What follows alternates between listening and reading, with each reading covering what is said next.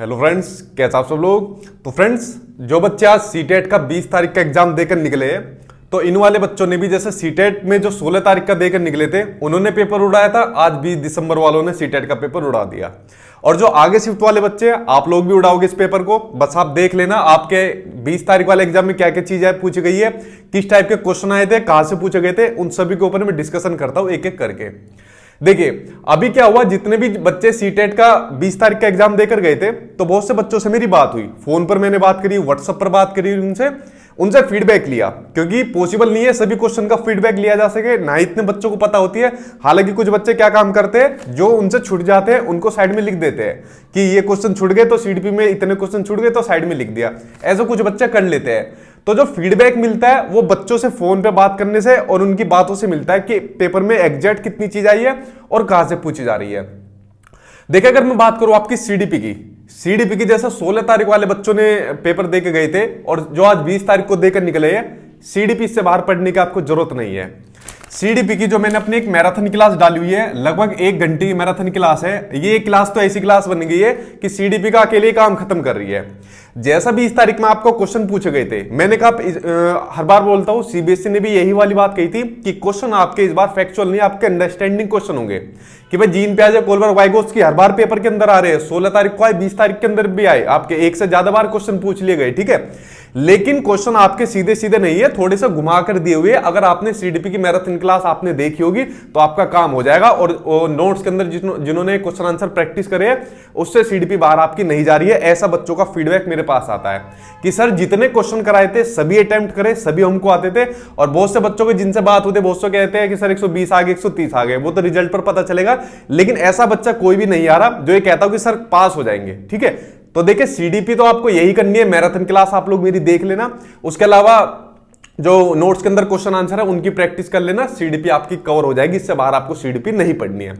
Exam centre पर ज्यादातर बच्चों के क्या कमेंट्स देखने को मिलते हैं, 16 तारीख वाले में मिला, आज भी मिला कि सर एग्जाम सेंटर पर इधर देखे तो आपकी वीडियो चल रही थी, इधर देखे तो आपकी वीडियो चल रही थी। मतलब ये वाली मैराथन क्लास एग्जाम सेंटर से भी बच्चे पहले देख रहे हैं। हालांकि मैं मना करता हूं कि एग्जाम से पहले एक दिन ना पढ़ो, लेकिन एग्जाम देने से पहले एग्जाम सेंटर पर बच्चे इतनी वीडियो पढ़ते रहते हैं, अब मैं क्या ही बता सकता हूं। चलो अगर पेपर पर आपको पास करा रही है तो आप लोग पढ़ लो, ठीक है। तो सीडीपी आपकी सेम उसी पैटर्न पर आ रही है जैसे आज से पहले सीटेट के आपके क्वेश्चन आपके पूछे जाते हैं, वही आपके सेम सिलेबस के सेम टॉपिक है, प्याजे कोलबर वाइगोस की इंक्लूसिव एजुकेशन, एनसीएफ वगैरह। क्वेश्चन को पूछने का बस थोड़ा सा अलग है, थोड़ा सा डिफरेंट तरीका है, जो आपकी इस मैराथन क्लास और नोट्स के बाहर आपका नहीं जाएगा। ये आपका सीडीपी पूरा कवर करा देगी, ठीक है।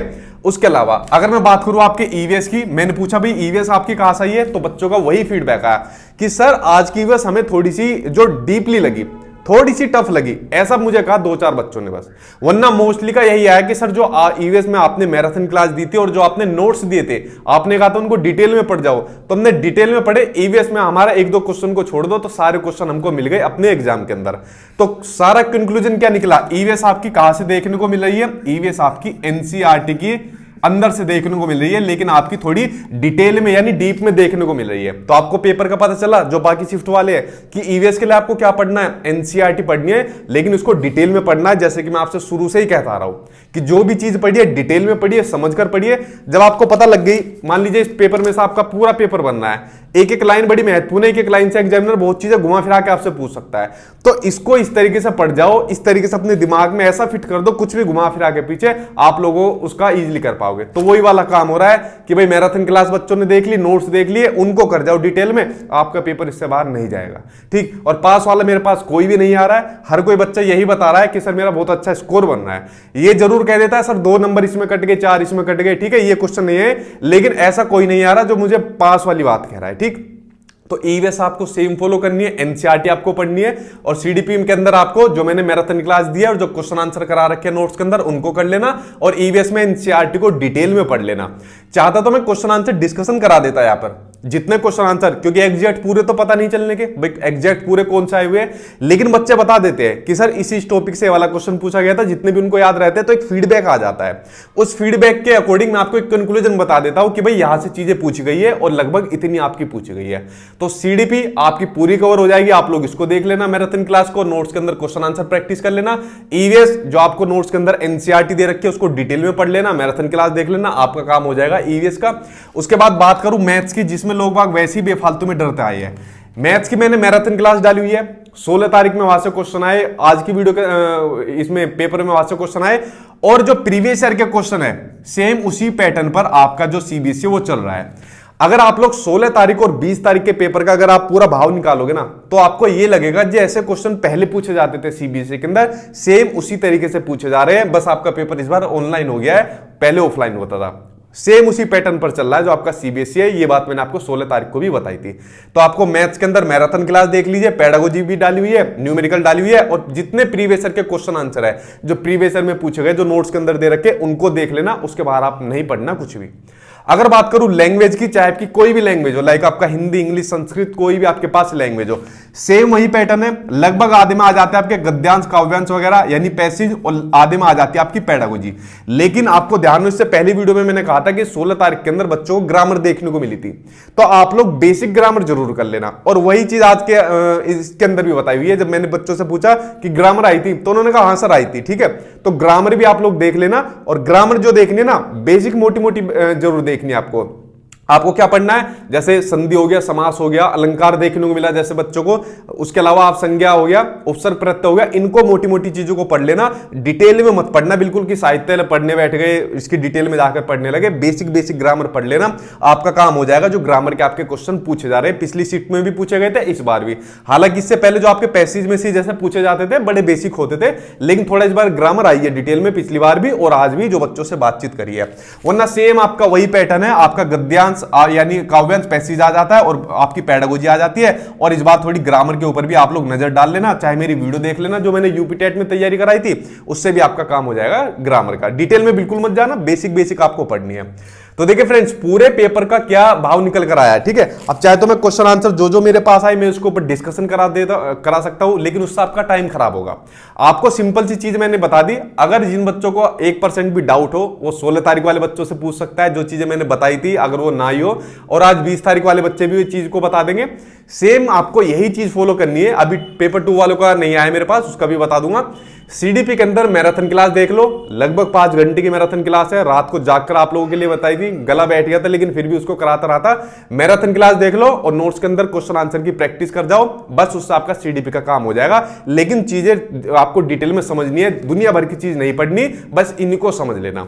अगर बात करूं ईवीएस यानी पर्यावरण अध्ययन की, तो आपको सेम वही चीज फॉलो करनी है। एनसीईआरटी की किताबों यानी जो नोट्स के अंदर मैंने आपको मटेरियल दे रखा है, वीडियो के अंदर जो मटेरियल दे रखा है, डिटेल में पढ़ लेना। एक एक लाइन आपकी एनसीईआरटी की लिखी हुई है, वही सा आपका ऑप्शन बनते हैं आपके पेपर के अंदर। और जो बाकी शिफ्ट वाले पेपर बच्चे हैं ना, देख लेना जो क्वेश्चन छूटते जा रहे हैं, बहुत से क्वेश्चन तो रिपीट भी होंगे आपके, जो क्वेश्चन पॉइंट छूटते जा रहे हैं वो आपकी शिफ्ट के अंदर आएंगे।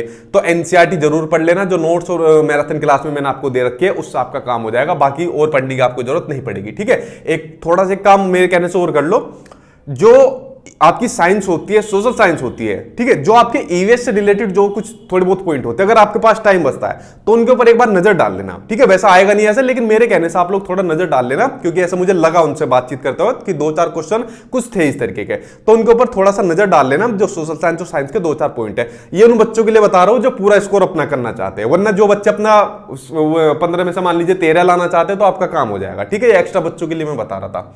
मैथ्स के अंदर मैराथन क्लास देखिए, प्रीवियस ईयर के क्वेश्चन आंसर लगाइए, जो मैंने आपको नोट्स में दे रखे हैं, आपका काम हो जाएगा। इन क्वेश्चन आंसर को मैंने ट्रिक से बता रखा है, डिटेल में इनको समझा भी रखा है, इससे आपका काम हो जाएगा। मैथ्स का बड़ी सिंपल आ रही है आपकी, ठीक है। Same as it is numerical तो ऐसे आ रहे हैं, बच्चों को इतना डर रहता था, इसको छोड़ देते थे कि मैथ्स पता नहीं कैसे आएगी, लेकिन इस बार सीटेट के अंदर अच्छा खासा इसका ट्रेल निकाला हुआ है मैथ्स का, ठीक। तो यही आपको फॉलो करना है। लैंग्वेज मैंने आपको बता दिया, आपको जो गद्यांश काव्यांश होता है, पैसेज होता है, इसकी प्रैक्टिस करिए। प्रैक्टिस के लिए मैंने बता दिया, जो मेरे वाला सॉफ्टवेयर है उस पर जितने ज्यादा आप प्रैक्टिस करोगे ऑनलाइन, उतना ही ज्यादा आपको बेनिफिट मिलेगा, क्योंकि ऑनलाइन आपको प्रैक्टिस करनी जरूरी है। बहुत से बच्चों का फीडबैक आया, सर मैंने तो लास्ट के टाइम पर सॉफ्टवेयर पर प्रैक्टिस करी थी, यहां पर क्वेश्चन बहुत देखने को मिल गए। मतलब एक अकेला सॉफ्टवेयर ही भारी पड़ रहा है सीटेट के ऊपर, जो मेरे वाला सॉफ्टवेयर है, ठीक है। तो इस पर भी आप लोग जाकर प्रैक्टिस करिए, जितने भी आपके सब्जेक्ट है, चाहे पेपर फर्स्ट हो, पेपर सेकंड हो, हिंदी इंग्लिश संस्कृत कुछ भी आपका हो, ठीक है। इसके ऊपर एक और वीडियो बना दूंगा मैं, बच्चों के बहुत आते हैं सर हमसे रजिस्ट्रेशन नहीं हो पाया, तो एक वीडियो बना दूंगा, वरना जो बच्चे प्रैक्टिस कर रहे हैं तो उनकी तरह आप भी इसके ऊपर प्रैक्टिस करिए, ठीक।